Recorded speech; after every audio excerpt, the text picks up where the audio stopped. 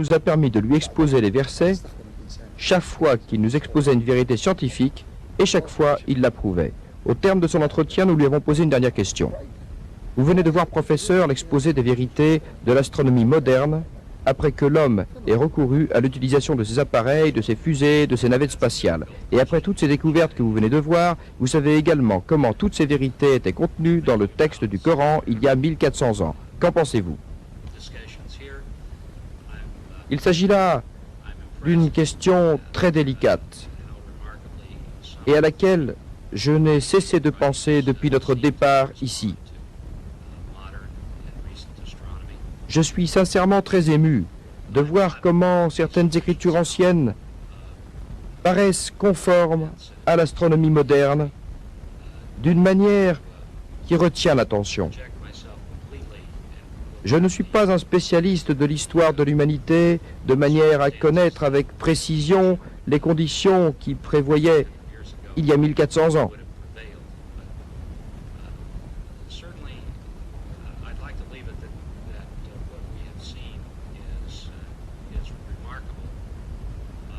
Mais je pense, et je peux avec certitude dire que ce que l'on vient de voir mérite l'attention. Il est possible qu'il n'y ait pas de place à une explication scientifique.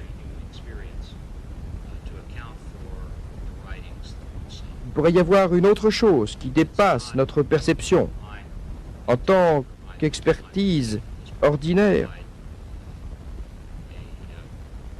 qui puisse expliquer ces écritures que l'on vient de voir. Mais je ne suis pas en situation sur ce point précis de donner une réponse. Je crois avoir trop parlé sans pouvoir exprimer avec exactitude ce que je voulais dire.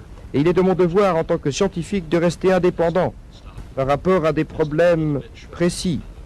Je crois que cela traduit ma réponse, qui n'est pas celle que vous n'auriez peut-être désirée. Oui, il est réellement difficile d'imaginer que cette science révélée dans le livre de Dieu il y a 1400 ans soit venue à Mohammed, paix et bénédiction sur lui, d'une source humaine. Il y a certainement une science qui dépasse l'imagination de ces savants. C'est lui qui détient la connaissance des mystères dans les cieux et la terre.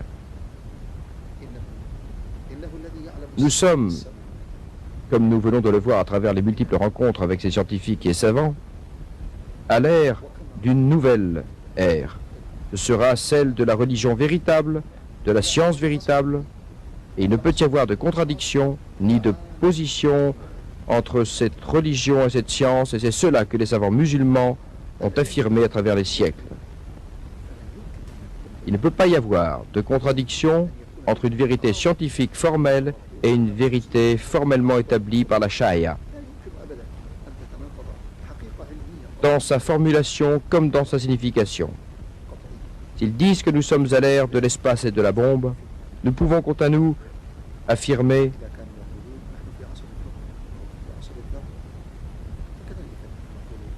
cela est vrai, mais nous sommes à l'aube d'une ère plus déterminante encore, celle de l'accord entre la science et la religion, et cela ne peut être contre la science véritable et la religion de l'islam que Dieu a préservé de toute falsification et de toute altération.